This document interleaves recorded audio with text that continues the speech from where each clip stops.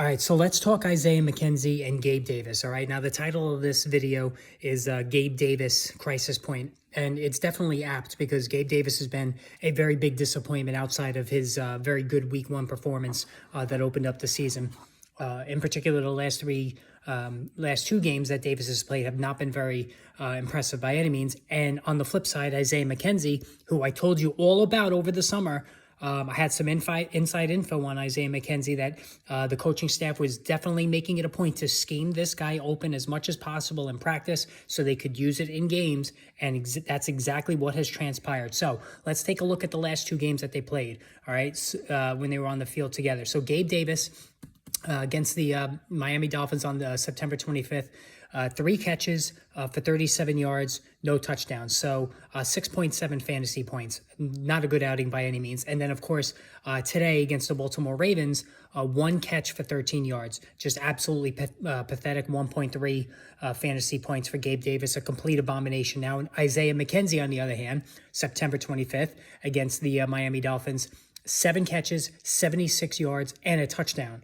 All right. So what is that? 20.6 fantasy points for Isaiah McKenzie in a true breakout blockbuster game for him against the Dolphins. And then today against the Ravens, 4 catches, 21 yards, and a touchdown. Scored again. So this is the third time he scored already this season.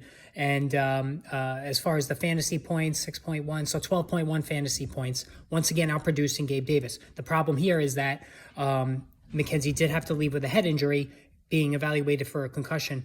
But the bottom line is this: Gabe Davis is the third target right now for Josh Allen, not the second.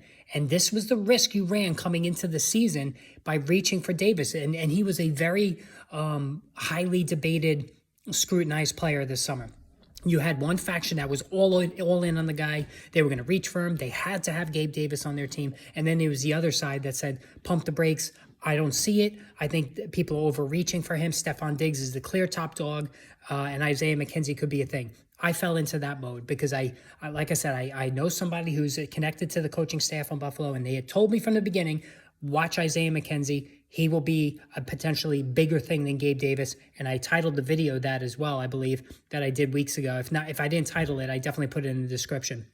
And I had talked about it a number of weeks ago, so you can go back and find that video. But again, Isaiah McKenzie, as long as he clears this concussion protocol, he has to be owned everywhere. He should have already been owned everywhere. And for Gabe Davis, yes, he's been nicked up. He's had some injury issues, but he's a little bit all or nothing in terms of his receiving games, and now falling behind Diggs and maybe Isaiah McKenzie, and the numbers certainly bear it out. That is very bad news for his fantasy football value. All right, hit the subscribe, hit that notification and like buttons, and more videos on the way soon, so stay tuned.